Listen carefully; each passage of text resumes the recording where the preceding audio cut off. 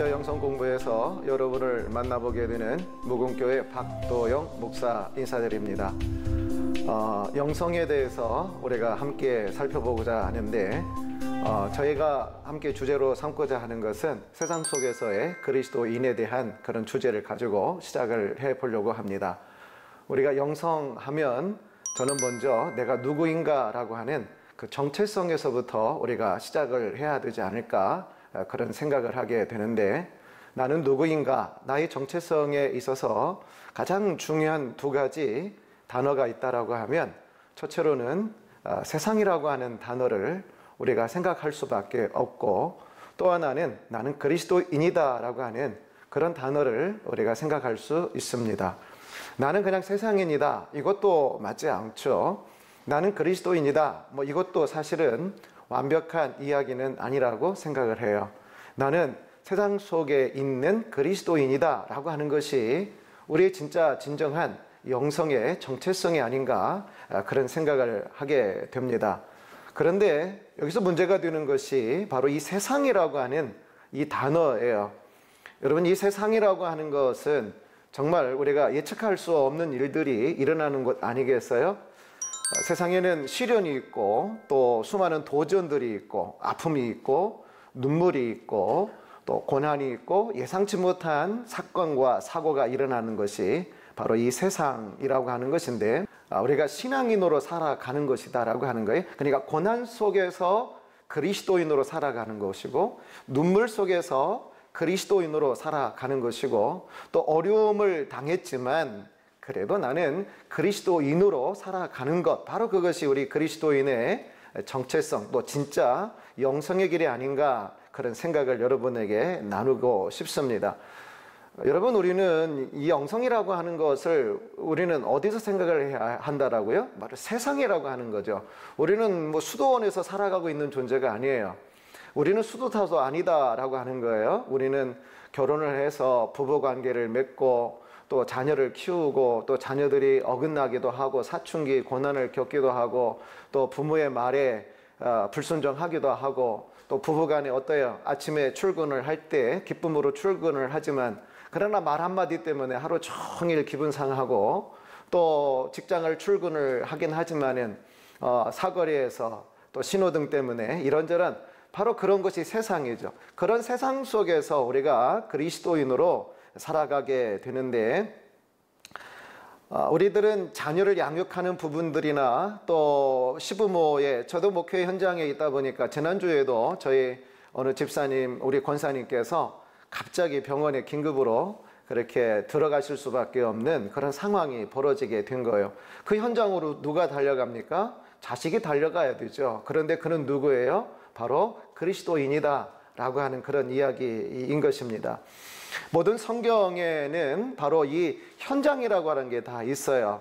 세상이라고 하는 현실, 그 세상 현실 속에서 성경의 인물들이 존재하게 되는 것입니다. 그러니까 우리 그리스도인의 삶의 현장, 영성의 현장은 어디냐? 교회 안이 아닌 거고 바로 삶의 현장이다라고 하는 것인데, 성경 속에 있는 수많은 인물들 또한 바로 삶의 현장에 있었던 그런 인물들이다라고 하는 거 아마 여러분도 공감을 하실 거예요. 그 중에 대표적으로 여러분 노아를 생각을 해보세요. 정말 죄악이 관영하고, 또 사람들이 마음에 하나님 보시기에 악함으로 가득한 그 세상 속에서 그는 의인으로서의 크리스찬으로서 하나님을 믿는 사람으로서 인생을 살아가게 되었다라고 하는 거 여러분 아시잖아요? 우리 또한 요셉을 생각을 해보십시다. 참 얼마나 참 힘들고 어려운 그런 상황 가운데서 요셉이 하나님을 믿는 사람으로 인생을 살아갔습니까? 형제들의 배반을 통해서 그냥 웅덩이에 던져지고, 또 본인의 전적인 의지가 아닌 정말 타의에 의해서 애굽의 노예로 그렇게 끌려갈 수밖에 없는 그런 상황 가운데, 그럼에도 불구하고 우리가 기억하는 요셉은 하나님을 신실하게 믿는 경건한 믿음의 사람으로 그렇게 그런 모든 아픔 속에서, 눈물 속에서, 억울함 속에서 하나님의 백성으로 살아가게 된 것을 우리가 알 수가 있습니다. 문제가 왜 이 세상이라고 하는 게 문제가 됩니까? 하나님은 안 보여요. 하나님의 말씀도 기록된 말씀이 있지만은 그러나 우리 눈에 가장 크게 보이는 것은 세상 현실이지 않습니까?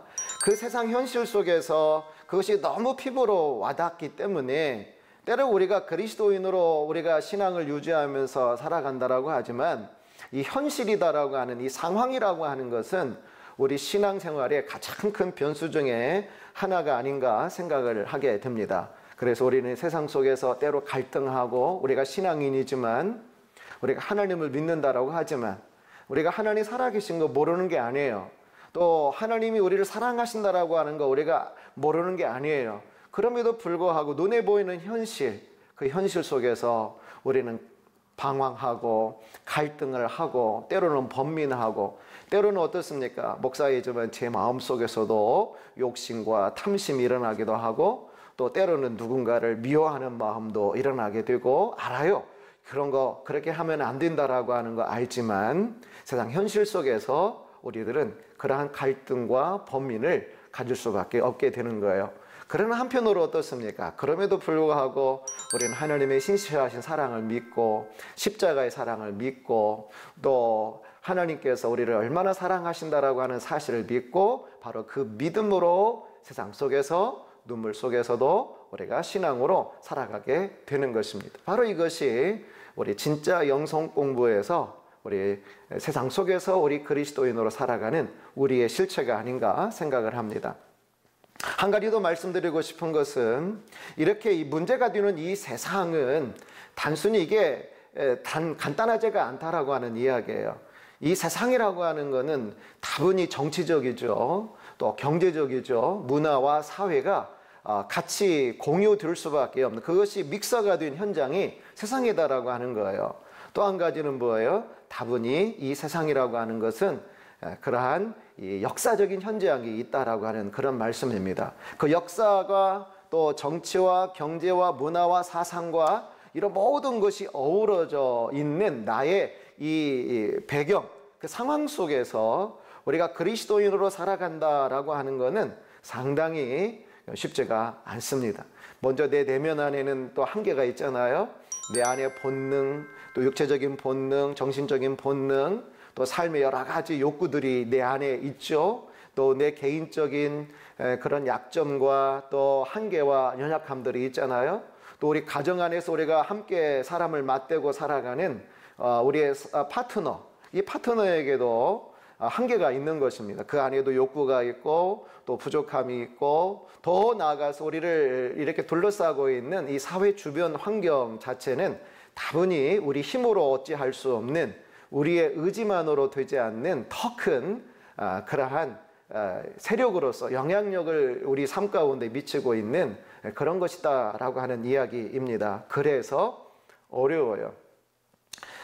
이런 세상 속에서 우리 그리스도인의 삶으로 우리가 살아간다라고 하는 것은 쉽지가 않은데 제가 그래서 진짜 영성 공부에서 정말 우리 세상이라고 하는 게 중요한데 이 세상을 가장 잘 보여주는 그러니까 이 세상이라고 하는 건 뭐라고요? 역사적인 현장이라고 하는 거예요. 또 문화와 사상과 종교와 또 이렇게 집단과 사회의 그룹들이 함께 다이나믹이 이루어지는 이 현장 속에서의 신앙의 갈등, 때로는 승리하기도 하고 패배하기도 하는 그 현장을 가장 잘 보여주는 것 중에 하나가 저는 출애굽기라고 생각을 하고 그래 출애굽기에서 이스라엘 백성들이 애굽을 떠나서 광야를 지나가고 하나님께서 약속하신 가나안을 향하여 가는 여정이야말로 세상과 우리 신앙 또 우리의 승리와 패배 또 하나님의 기쁨과 또 우리의 슬픔을 고스란히 그렇게 보여주는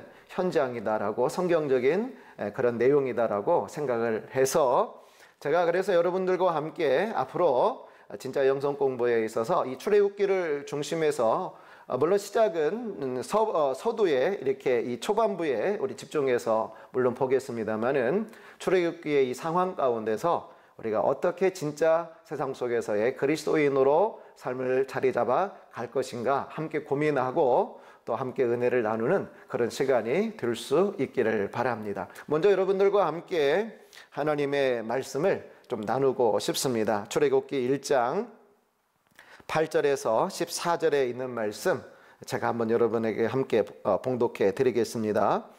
요셉을 알지 못하는 새 왕이 일어나 애굽을 다스리더니 그가 그 백성에게 이르되 이 백성 이스라엘 자손이 우리보다 많고 강하도다. 자, 우리가 그들에게 대하여 지혜롭게 하자.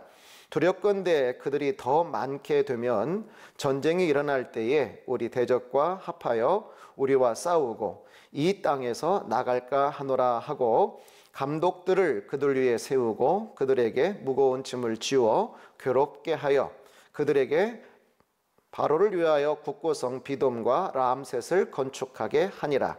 그러나 학대를 받을수록 더욱 번성하여 퍼져 나가니 애굽 사람이 이스라엘 자손으로 말미암아 근심하여 이스라엘 자손에게 이를 엄하게 시켜 어려운 노동으로 그들의 생활을 괴롭게 하니 곧 흙 이기기와 벽돌 굽기와 농사의 여러 가지 일이라. 그 시키는 일이 모두 엄하였더라 라고 하는 그런 말씀입니다. 여러분 아마 여러분 아실 거예요. 예, 창세기 시작을 해서 출애굽기로 시작되는 것은 모세오경이라고 그러는데 모세오경의 두 번째 성경이 바로 이 출애굽기입니다.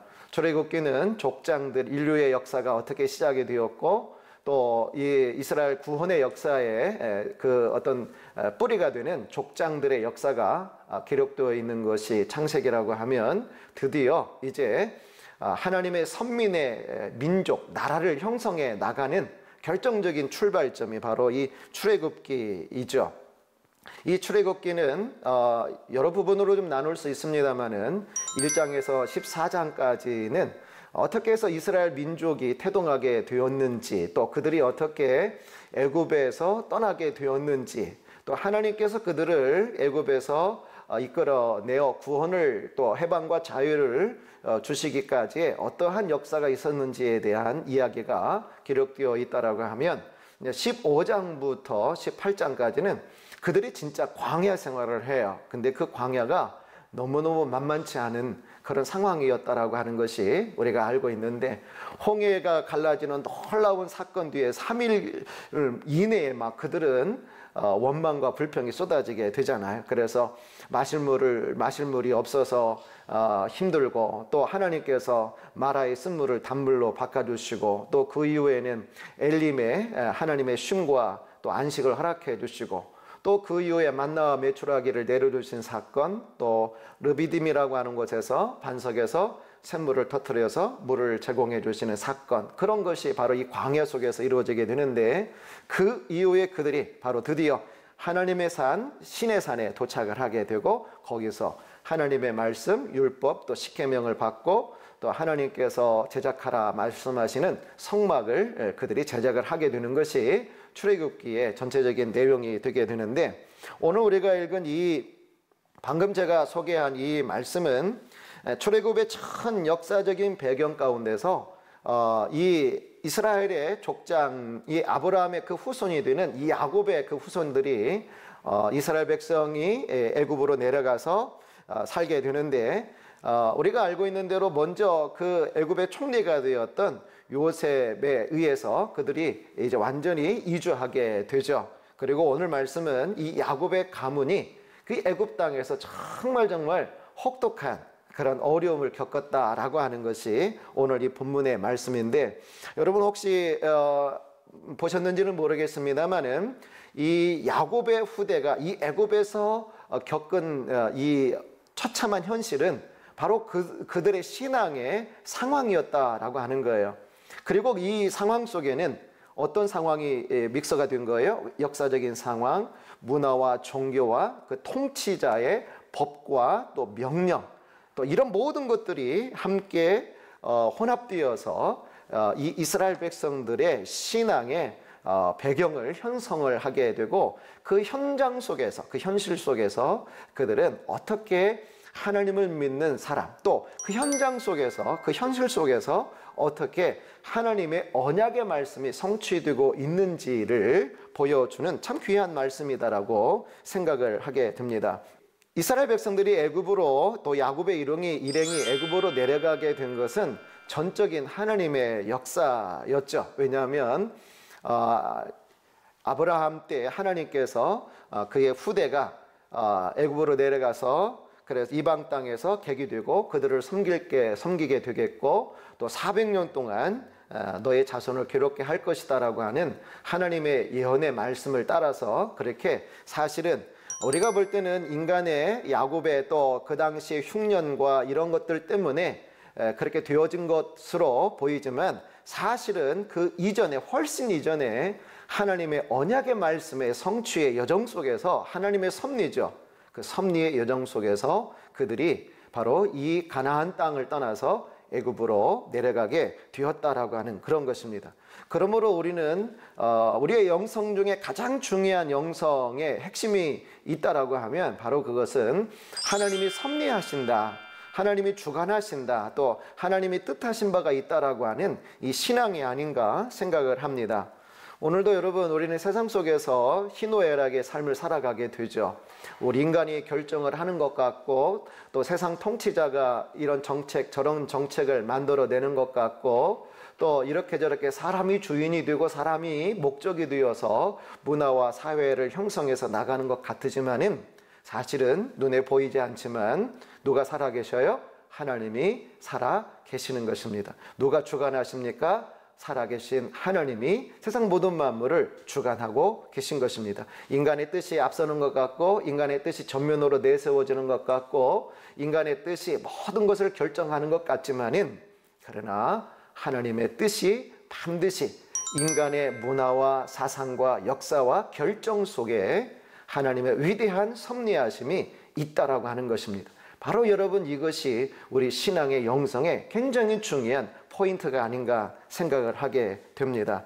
그러므로 사랑하는 여러분들, 우리가 현실을 바라볼 때 눈에 보이는 현실 분명히 우리에게 두려움을 주기도 하고 우리를 염려하기도 하고 또 우리를 압박하기도 하고 이런 근심 저런 근심 속에서 우리가 살아갈 수밖에 없지만 그러나 그 속에 하나님의 손길이 함께 하십니다.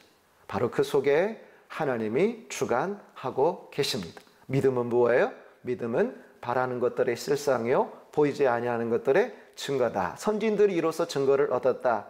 눈에 보이는 것은 나타난 것으로 되는 것이 아니라 하나님의 말씀으로 된 것이다라고 히브리서 11장에 말씀하고 계시잖아요. 그래서 이 믿음으로 위대한 선배들은 그러한 이 삶의 현실들 또 세상의 현실들을 믿음으로 그렇게 살아내게 된 것이 바로 히브리서 11장의 증거인데 그러므로 사랑하는 여러분들 우리는 현실을 바라보지만 또 마주해야 하지만 그 현실 속에서 처절한 삶의 투쟁이 있고 갈등이 있고 번민이 있지만 우리는 역사의 뒤편에서 좌장하고 계시는 아무리 홍수가 일어난다 할지라도 그 홍수 위에 좌장하고 계시는 하나님을 주목하며 나아가는 우리 모두가 될 수 있기를 바랍니다. 오늘 이렇게 해서 이스라엘 백성들이 애굽으로 내려가게 되었는데 자 놀랍죠? 이 애굽 땅에서 이스라엘 백성들이 번성했다라고 말씀을 하고 있습니다. 세월이 흘러가면서 하나님의 뜻이 점점 마치 겨자씨가 아주 엄청난 그런 숲을 이루듯이 이스라엘 백성들이 70여 명이 내려갔지만 그들이 시대가 가면 갈수록 그렇게 큰 민족으로 거듭나게 됩니다. 이게 바로 하나님의 일하심이죠. 자, 우리 진짜 영성, 우리 세상 속에서 우리가 그리스도인으로 살아가는 데 있어서 한 가지 중요한 우리 믿음의 포인트가 있다라고 하면 비록 나는 짧게 살고 내 인생은 한정되어 있지만 나를 통하여 나의 삶을 통하여 하나님의 섭리가 이어지고 있다. 하나님의 역사가 이어지고 있다라고 하는 그런 믿음이다라고 하는 그런 말씀입니다. 우리의 모든 것을 우리 당대로 판단하려고 하면 우리는 시험 들기가 딱 좋습니다.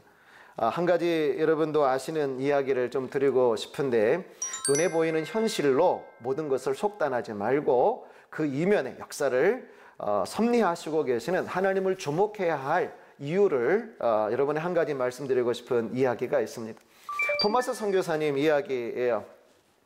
토마스 선교사님의 아버님도 목회자였죠. 영국에. 그리고 그 아버님 목회하는 곳에서 이 토마스 목사님도 임직을 받고 또 그렇게 결혼을 해서 아내와 함께 원래는 이제 중국에 선교사로 떠나게 됩니다. 그때가 23살이었다라고 그래요. 상해에서 이제 중국에 선교를 해 나가는 때에 얼마 지나지 않아서 그만 아내가 그렇게 세상을 떠날 수밖에 없는 하나님의 부르심을 받는 아주 처참한 그런 큰 상처를 입게 됩니다. 여러분 어떻게 생각하십니까? 토마스 선교사님의 이 사역이 실패한 것입니까? 하나님은 어디 계신 거예요? 23살에 고국을 떠나서 이 땅의 문화와 또 언어가 다른 땅에 하나님의 나라 확장을 위해서 헌신하겠다라고 떠났는데 왜 하나님은 그에게 사랑하는 아내를 잃게 하는 슬픔을 겪게 만드신 것입니까? 현실은 무엇입니까? 그리고 우리가 그리스도인이다라고 하는 것은 무엇을 의미하는 것입니까? 하나님을 위해서 헌신한다라고 하는 것은 무엇을 의미하는 것입니까? 하나님을 향한 헌신이 왜 이렇게 막히는 것이죠? 하나님이 살아계시다라고 하는 것이 왜 이렇게 힘들게 다가오게 되죠? 왜 토마스 선교사님에게 슬픔이 찾아왔습니까? 주님을 위한 헌신자 아닙니까? 그냥 어느 한 사람 전도하려고 간 게 아니에요. 평생에 내 삶을 들여서 그렇게 하나님의 나라를 위해서 일하겠다라고 하는 그런 분 아니셨습니까? 왜 그에게 갑자기 인생의 어둠이 내립니까?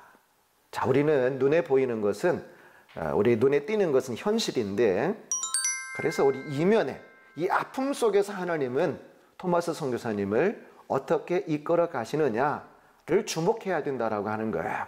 여러분 어둠 또 슬픔 그 자체는 슬픔과 어둠으로 단순히 끝나는 것이 아니에요.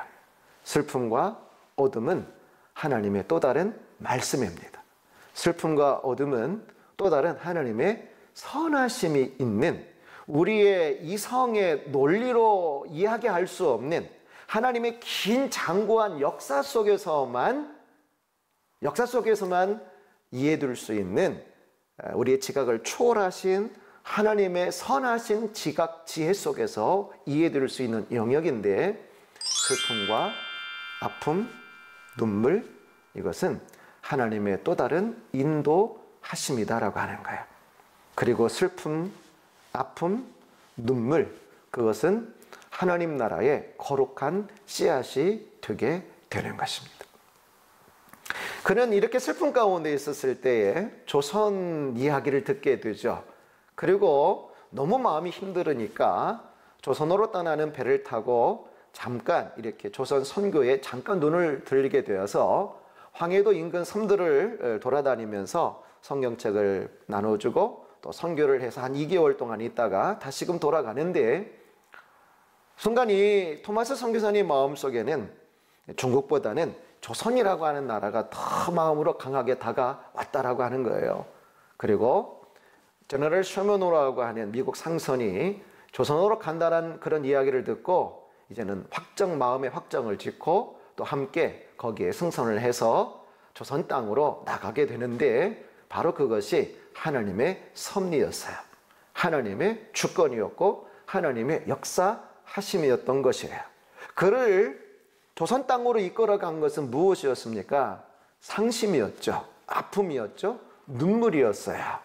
우리는 여러분 하나님의 역사를 눈에 보이는 현실만으로 판단하지 마십시다. 하나님이 누구십니까? 천지 모든 만물을 창조하신 분이세요. 하나님이 누구십니까? 탁월한 지혜와 능력으로 온 우주 만물의 그런 운행과 또 모든 순행들을 그렇게 주관하시는 분이 하나님이신데 그가 드디어 제너럴 셔먼호를 타고 대단강에 도착을 해서 보산 지역에 도착을 하고 또 성경을 나누어주고 또 더 거슬러 올라가서 망경대에서 또 성경을 나누어줬다라고 그래요. 그리고 더 저 상류까지 올라가다가 양강도라고 하는 곳에 갔는데 그만 어떻게 되었어요? 당시 올라갈 때는 물이 많았었는데 갑자기 물이 줄어들어서 그 배가 그만 모래톱에 걸리는 그런 사고가 있게 되죠. 그래서 조선에 있는 병사들이 와서 이제 검문을 하다 보니까 제너럴 셔먼호가 이렇게 저렇게 무장한 것을 보고 거기서 오해가 있게 되고 또 거기서 싸움이 일어나게 되는데 우리가 알고 있는 대로 그 배가 불타게 되고 또 토마스 선교사님은 뛰어내리게 되죠. 그리고는 거기서 순교의 길을 걸어가게 되는데 박충곤이라고 하는 그 사람에 의해서 참수를 당하게 됩니다. 토마스 선교사님의 이 사역은 거기서 끝나는 거예요. 그 인생은 거기서 끝이에요. 하나님의 역사가 끝난 걸까요? 하나님의 섭리가 끝난 걸까요? 토마스 선교사님이 와서 한 것은 그냥 목이 잘리는 처참한 현장이었어요. 여러분, 우리는 하나님의 역사가 무엇일까요? 하나님이 일하시는 방법은 무엇일까요? 그런데 놀라운 것이 여러분 알고 계시죠? 박충권 이 토마스 선교사님을 참수했던 분은 나중에 그가 예수님을 믿는 마페 선교사를 찾아가서 자기가 전도자가 되게 되고, 그 조카 이영태라고 하는 분은 레놀즈 선교사님의 조사가 되었다라고 그래요.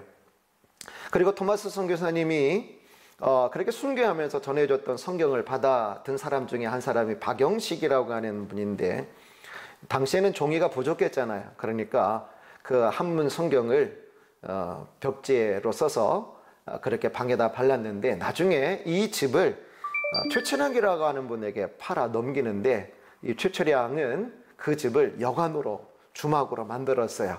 그러니까 수많은 사람들이 오고 가면서 그 벽에 붙어있는 성경 구절을 읽으면서 하나님의 복음을, 그리스도의 복음을 접하게 되는데, 더 놀라운 것은 그 집을 마페 선교사님이 방문을 하게 되었다라고 하는 거예요. 그리고는 벽에 있는 이 성경 구절을 보고 너무 깜짝 놀라게 되어서 그 여러 가지 상황들을 그렇게 이야기하게 되고, 결국은 이 여관이 평양 최초의 교회가 되는 널다리 교회의 시초가 되게 되고, 그것은 여러분 1907년도에 평양 장대연 교회를 시작으로 시작되었던 대부흥의 바로 그 평양 장대연 교회의 바로 시초 교회가 바로 그 널다리 교회가 되었다라고 하는 것입니다. 그리고 그 평양 장대연 교회에서 갈라서 또 하나의 교회가 탄생하게 되죠. 바로 주기철 목사님의, 또 조만식 장로님의 산정현 교회가 그렇게 이어지게 되었다라고 하는 그런 이야기입니다. 사랑하는 여러분, 오늘 우리는 세상 속에서 그리스도인이라고 하는, 또 세상 속에서 그리스도인으로 살아가기가 바로 오늘 말씀의 첫 번째 주제가 되는데, 세상 여러분 만만치 않습니다. 그리고 하나님이 세상 속에서 우리 그리스도인들을 대하는 방식들을 바라보면 때로는 우리의 이해나 또 우리 생각으로, 논리로 전혀 맞지 않을 때가 있습니다. 그럼에도 불구하고 우리는 어떻게 한다라고요? 바로 그 세상 속에서 그리스도인으로 하나님의 주권을 바라보고, 하나님의 선하심을 바라보고, 그리고 하나님의 역사를 길게, 짧게 바라보는 거 아니에요. 하나님의 역사를 길게 바라봐야 된다라고 하는 거예요. 아브라함에게 하나님께서 말씀하셨던, 예언하셨던 창세기 15장에 너의 후대가 이방 땅에서 객이 될 것이다 라고 하는 말씀이 먼 후대에 이루어지게 되는 것을 여러분 생각을 하시면서, 우리는 세상 속에서 진짜 그리스도인으로 살아가는 우리들에게 있어서 필요한 영성의 내용이 하나가 있다라고 하면 바로 그것은, 저는 이것이다라고 생각을 해요. 우리는 하나님 나라의 작은 나사못에 지나지 않는다라고 하는 그런 의식입니다. 저희 교회 앞에 배봉산이라고 하는 그런 아주 산책하기 좋은, 적당하게 그렇게 운동하기 좋은 그런 산이 하나 있는데, 그 배봉산에 얼마나 많은 사람들이 운동을 하는지 몰라요. 아침이나 또 저녁 늦은 시간까지. 또 최근에는 그 배봉산에 이렇게 둘레길을 만들어 놔서 휠체어로도 그렇게 이 배봉산 한 바퀴를 돌 수 있도록 그렇게 만들어 놨는데, 정말 제가 오랜만에 시간을 내어 가지고 그 배봉산에 한번 둘레길을 돌아 보았어요.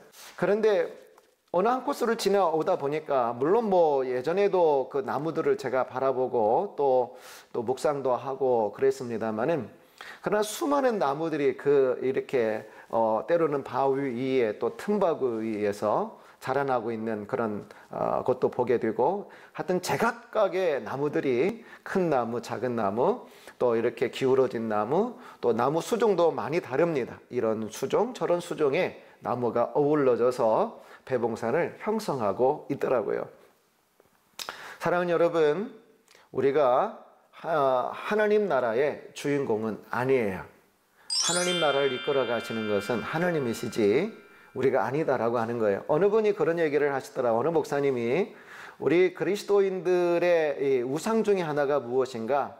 내가 하나님의 일을 하니까 이 끝 결말까지도 나는 봐야 된다 라고 하는 그런 생각을 가지고 우리가 신앙생활을 하고 또 교회든지 또 사역들을 또 우리에게 맡겨진 사명들을 감당한다라고 하면 그건 잘못되기가 쉽다라고 하는 그런 말씀인데, 그 말씀에 대해서 전적으로 저는 동감을 합니다. 우리가 어떤 씨를 뿌릴 때 그 결말을 절대로 우리가 거둘 수는 없어요. 그거를 주도해 나가시는 것은 하나님이시지 우리가 아니다라고 하는 거예요. 그래서 여러분 바울 사도도 이 고린도 교회를 향하여서 그런 말씀을 하시지 않습니까? 나는 심었고 아볼로는 물을 주어서되 자라게 하시는 것은 하나님이시다 라고 하는 말씀입니다. 그냥 우리는 나는 심는 거예요. 뿌리는 거예요. 또 다른 사람이 와서 물을 주는 거예요. 그리고 또 다른 사람 또 가꾸는 거예요. 그렇게 해서 하나님의 나라가 이루어져 가게 되는데, 성경 속에 수많은 우리가 신앙의 위인이라고 생각하는 많은 분들이 있잖아요. 그들의 삶을 한번 여러분 살펴보십시오. 특별히 우리가 알고 있는 예수님의 제자들 다 순교당하잖아요. 그들 나라에, 그들 때에 막 하나님의 나라가 막 교회가 세워지고 가는 곳곳마다 정치 제도가 바뀌어지고 또 문화가 바뀌어지고 환경들이 막 다 크리스찬 문화로 바뀌어지고 그랬나요? 아닙니다. 그들은 복음을 들고 갔을 때 그 현장에서 진짜 외로운 길을 걸어가고 또 그 상황 가운데서 순교당하고 어려움을 당하고 그렇게, 그러나 하나님의 신실하심을 바라보면서 신앙의 길을 또 사명의 길을 걸어갔다라고 하는 그런 이야기인 것입니다. 자, 오늘 또 계속해서 오늘 이 본문을 통해서 우리가 세상 속에서 어떻게 그리스도인으로 살아갈 것인가에 대한 내용을 한 번 더 보고 싶은데, 그런데 오늘 진짜 이 애굽에 내려갔는데 이제 아까 제가 말씀드렸습니다.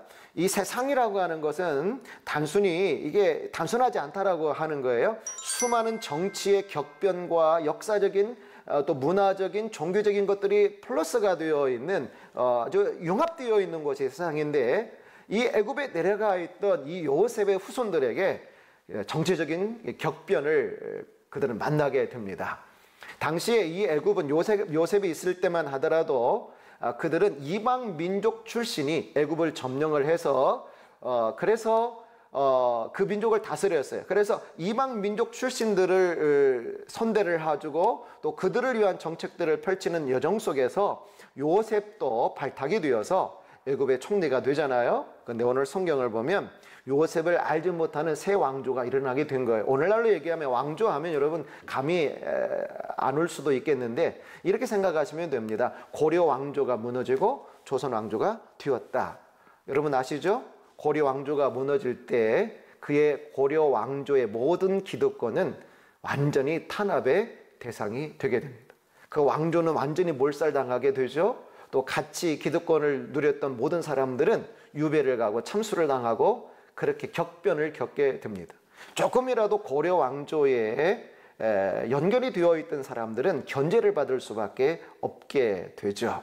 새 왕조가 일어났을 때 가장 신경 쓰는 것은 뭐예요? 전 권력자들이죠. 또 거기에 함께 부속되어 있는 사람들인데, 그러니까 이 새 왕조가 일어났는데 오늘 이 본문의 말씀을 보면 그들에게 있어서는 이 히브리 민족, 더군다나 요셉을 알지 못했다라고 말씀하고 있는데, 어떤 성경학자는 그렇게 이야기하더라고요.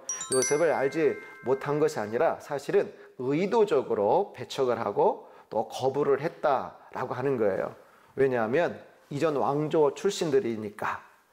그리고 그렇게 해서 이들이 취한 방법은 무엇이었느냐? 하여튼 이 히브리 민족에 대한 완전한 탄압이었어요. 왜 그렇습니까? 이 히브리 민족은 이방 민족 출신이거든요. 그리고 새롭게 일어난 이 왕조는 토착 세력이었다라고 성경학자들은 그렇게 이야기를 합니다. 그래서 오늘 말씀에 보면 직접적으로 그들은 그렇게 이야기를 합니다. 그들이 전쟁이 일어날 때에 우리 대적과 합하여 우리와 싸우고 이 땅에서 나갈까 하노라, 이렇게 두려움을 가지고 있었던 것이에요.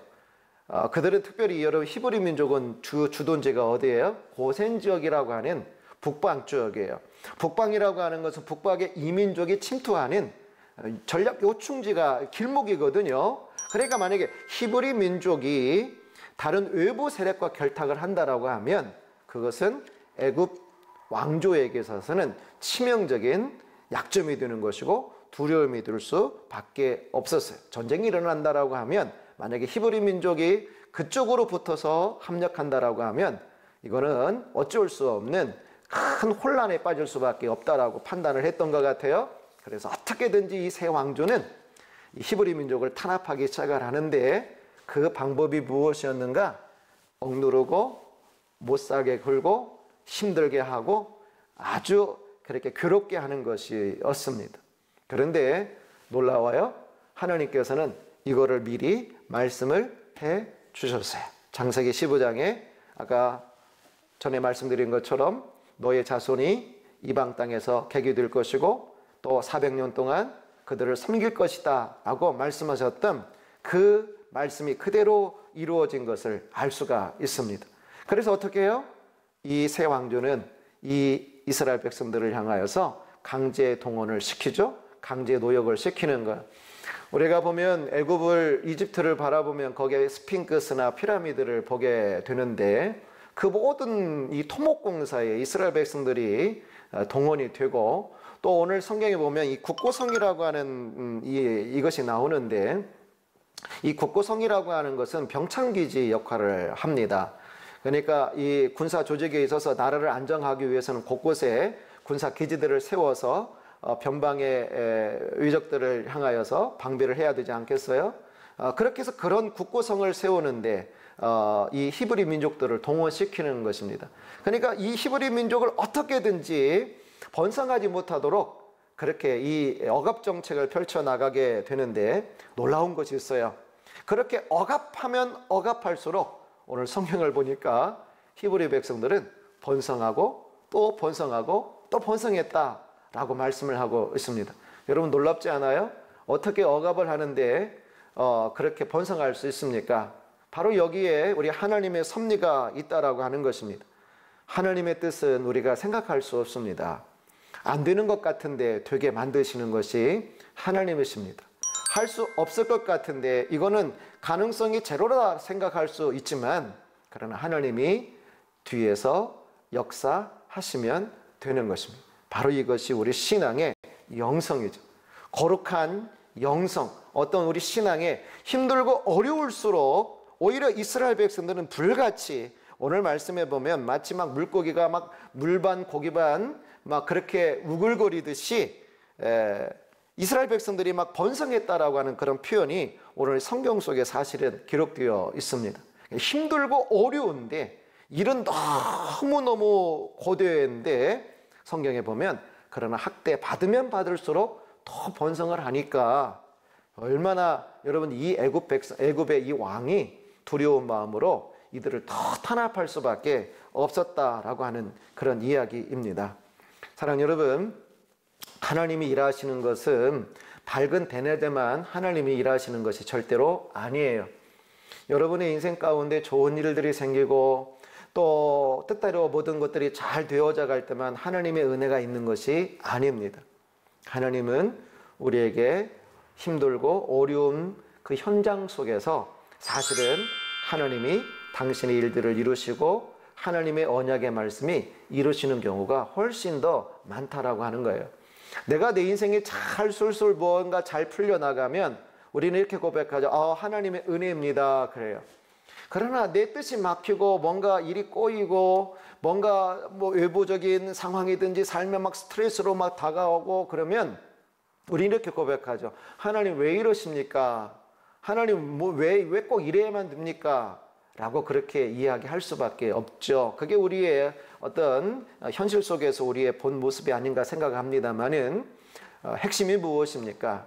바로 그 어려움 속에서 사실은 면면이 하나님의 역사가 흘러가고 있고 하나님은 섭리하고 계시고 하나님은 주관하고 계신다라고 하는 그런 말씀입니다.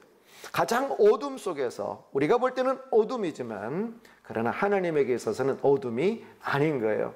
하나님의 언약에 말씀을 그 누가 부인할 수 있겠습니까? 하나님의 말씀을 그 누가 거역할 수 있겠어요?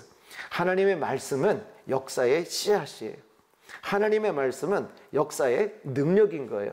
우리는 어떤 사람 위인들을 추종을 하고 또 시대 속에서 어느 정치인들을 선망을 하고 그렇지만 사실 그렇지 않습니다.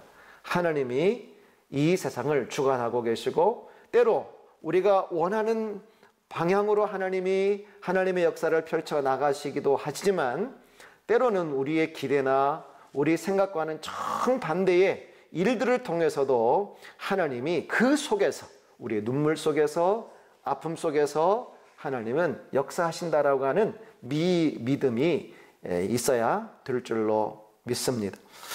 이렇게 해서 이들 백성들은 계속해서 번성을 하고 그러니까 하여튼 최대한도로 이 애굽의 왕은 이스라엘 백성들을 억압하게 되는 것이 오늘 이 본문의 전체적인 내용인데 바로 이렇게 짙은 어둠으로 가지만 드디어 이 어둠이 하나님의 역사의 때가 점점 가까워지고 있다라고 하는 것을 오늘 드러내고 있다라고 하는 거예요. 나중에 어떻게 합니까? 이 어둠 속에 하나님이 사람을 보내주십니다. 어디에 보내주시는 거예요? 어둠 속에, 고통 속에, 눈물 속에 하나님의 때는 막힘이 없는 거예요. 오늘 말씀을 종합해 보려고 합니다. 출애굽은 이 세상을 상징하는 또 세상 현실을 그대로 잘 보여주는 성경의 말씀입니다. 우리의 영성이라고 하는 것은 교회가 아니에요. 우리 영성은 삶의 현장이에요.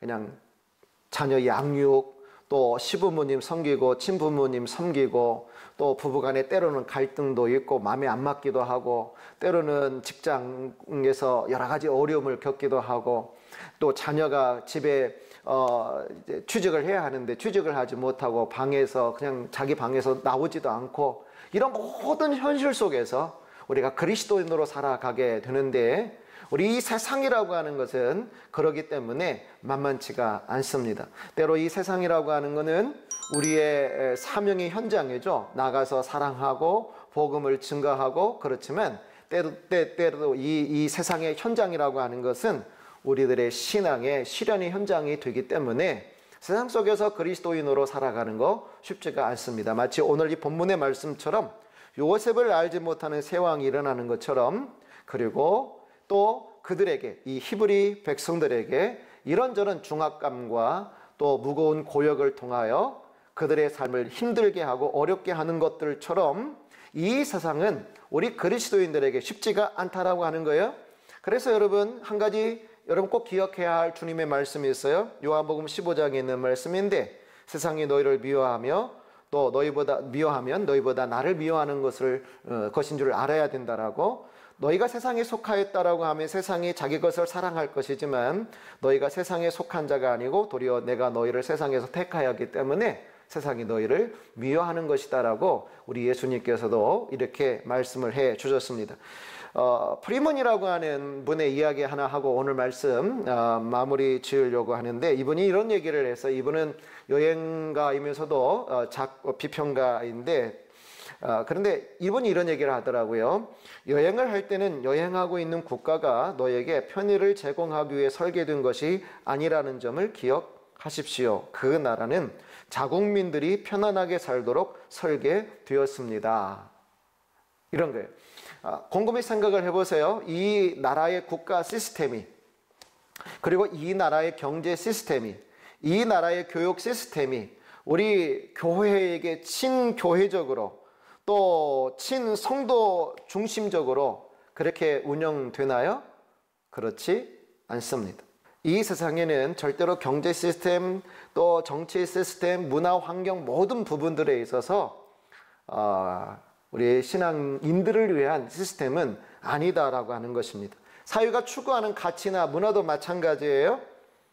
천국 백성들의 이 영적 생활과 언제나 상충되는 것들이 너무 많다라고 하는 거예요. 그렇다고 해서 여러분 우리가 이거를 배척하자라고 하는 건 아니에요. 우리는 주님의 말씀처럼 세상으로 나가야 돼요.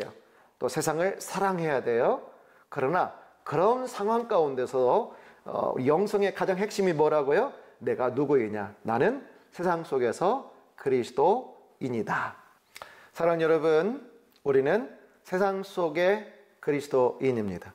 우리가 살아갈 세상은 만만치 않지만 그러나 우리 안에 거룩한 하나님의 말씀이 있고 또 주님을 향하여 살아가고자 하는 거룩한 우리 믿음이 있다라고 생각을 합니다. 믿음 중요합니다.